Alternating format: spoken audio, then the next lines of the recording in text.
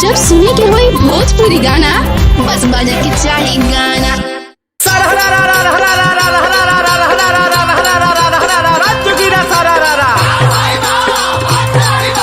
जाने कौन लेके आइले बरान, जाने कौन लेके आइले बरान, होली के दिन बड़ा बड़ा भइल कान बोलो हाय रे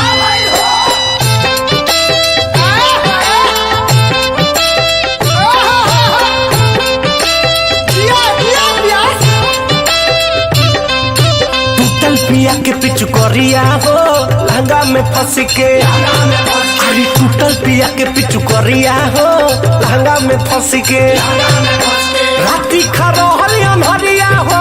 सुझल नहीं डबरिया हो डलले मच के, टूटल पिया के पिछु करिया हो लहंगा में फंस के, टूटल पिया के पिछु करिया हो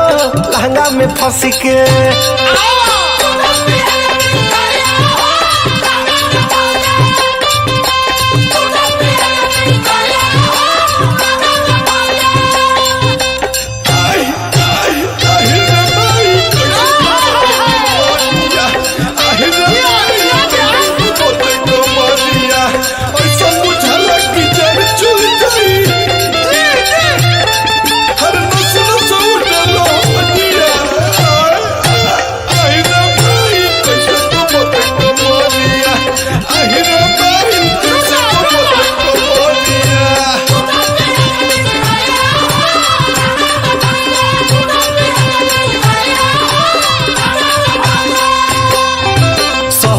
साले के दिन सजनवा हो गईल है खटा परुआ,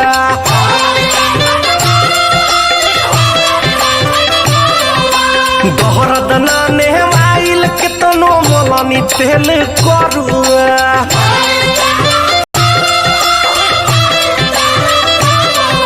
सुझल करी हम कौन उपाय, आह मैया दादा पियावा चिल्लाए बोलो हाय रे रहले बेचैनी में पिया हो काम झंडू बाम भी न किया हो, अरे हार कोई नहीं घस के, टूटल पिया के पिछु करिया हो टूटल पिया के पिछु करिया हो लहंगा में फंस के।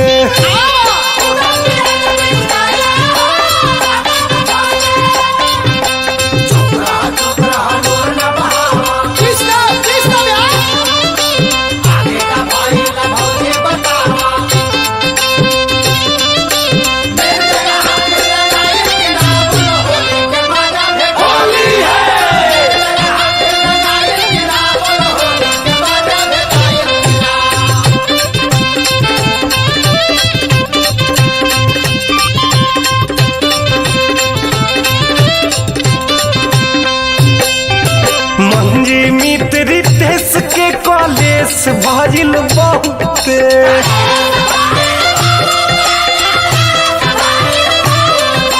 पहरब मोर बेकार गइल भइल ना सोते, मारे में मजा मिलल बाटे साजा, फगुआ में फरका फेंका गइल रज बोल हाय रे दादा, दोनों हाथ धके कमरिया हो घरवा से जाके बहरिया हो रोबेल कसी के, अरे भाई रे टूटल पिया के पिछु करिया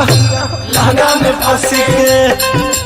टूटल पिया के पिछु करिया हो लहंगा में फंस के।